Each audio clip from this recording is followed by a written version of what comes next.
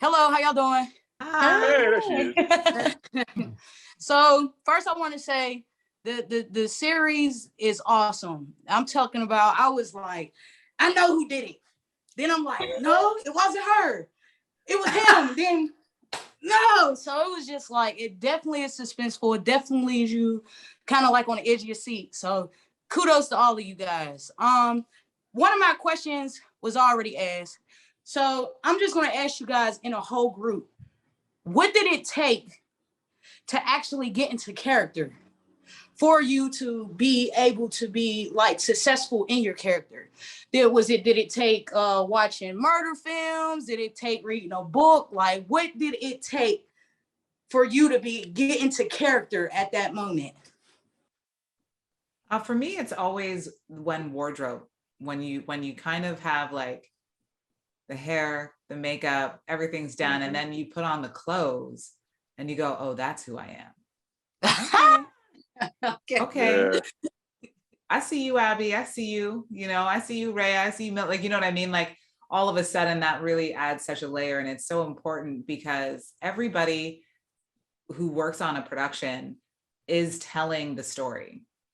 Sound is telling the story, lighting is telling the story, the set designers are telling the story, makeup is telling the story, wardrobe is telling the story. And then of course you have, Rhonda, who's, at the head of it all, being the captain, my captain of captains, and making sure that it all gels together seamlessly, that it makes sense. And I think that's really the joy of being an artist, in all the different mediums, is when wardrobe gets in there and is like, oh, but this is who you are, or hair, with my character, it'd be like, oh, this is your hero look. Like, you're all like, when things are going down and you need to be your strongest, most, self, we always gonna put you like this. Or, Yeah. whenever, things are dicey, we're going to take you out of this and we're going to put you in this, and it's nice to see the evolution of characters through the clothing that they wear, the makeup that they wear. They tell its own journey, from it's like, and you see it in so many iterations of just like, oh, they went from not wearing makeup to wearing makeup, or dressing really scandalously to really finding a refined look for themselves. Like, it all has to kind of tell a story. So for me, when I got the clothes, I was like, oh, that's who she is. Okay. Okay. I see you. Okay. And then it just changes, what you bring on the day, because wearing heels versus wearing flats, or, having all the dresses that I wore were there, none of it is clothes that I've ever gone into a store and like, oh, I'll pick this out. So it really brought out something different, because I was like, I wear pearls a lot. I've never really worn pearls. What does that say about me? And just looking up like what are pearls, and why would somebody be, so drawn to them, and what could that do for my character to every time she puts it on? She knows it's like doing this for her. So that was fun. Oh man, that's an incredible answer. I love that. Oh, I was gonna say, I'll piggyback off of Lisa. For me, it's wardrobe, but it's also, I play so many cops. Whenever you put the badge and the gun on, you automatically, you stand up a little straighter, you start squinting your eyes, be suspicious of everybody. I'll find myself like, it's almost habit at this point, where you'll kind of sit with your hand like resting on your holster, and things of that nature. So it's just, all of a sudden that wardrobe influences the behavior influences the character, and then they yell action, and it's easy, especially when you're working with Umberly, Lisa, the remainder of the cast, Rhonda, Toni, obviously. But yeah, it's that wardrobe, man. If that wardrobe is on point, slipping into the character is easy. The easy part is after the clothes is put on. Yeah, for sure. That's why, to me, I don't know, that's one of the difficulties of auditioning, because like, we're all limited to the clothes that we have, or whatever is available at your thrift store, or whatever the case may be. Like, if you're playing some billionaire businessman, you can't necessarily go out and afford an Armani suit, or a suit that fits you that well, until you get on set. And then all of a sudden you get on set and you're wearing a $1,500 suit, and you're like, oh, okay, that's the guy right there. Not the dude wearing the H&M suit that he got secondhand from the thrift store for an audition tape. You know what I mean? Like, oh, that's what $1,000 boots yeah, feel like. and I'm wearing a pair of Jordans with the suit because you can't see my feet. No, it's like, so when you get on set and again, Lisa did such a great job of articulating it. When you work with wardrobe and wardrobe says, okay, here's the situation, here's what we're thinking, what do you think? And you're in there, you're in the character's head all of a sudden. And so you put that outfit on, you become, in my case, Detective Faber. I love it.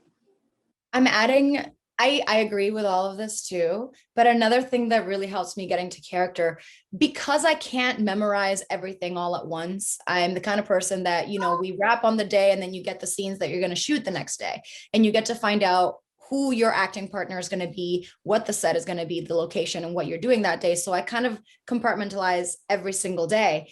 And I have to say that I always find that every character I interact with, I'm a different version of that character. So I'm like, I know this side of Rena is a little softer when I'm with Miller and it's a little more playful. But when I'm with Toni, we're like the sleuths, we're like, you know, we're ready to solve this crime. And every character kind of informed the way Rena was going to act, what side of her was going to come out. And that happens when, like, you know, we're in wardrobe and everything, but we step on set and we're reading the scene out loud for the first time and we're doing camera setup. So before we shoot, we have to show the whole crew like what it's going to look like so that they can light it and where the camera is going to be and where am I playing to. So there's that moment. That's when it like locks in what I'm actually doing, because I truly don't plan ahead, and it's impossible to, because it can all change. All I can be prepared is I know the words. I don't know what's going to come out and how this character is going to affect me. So, you know, if me and Lisa are going to be in a scene, I remember us like when we were like trying to sneak into a certain place outside of the house and we're like walking and talking.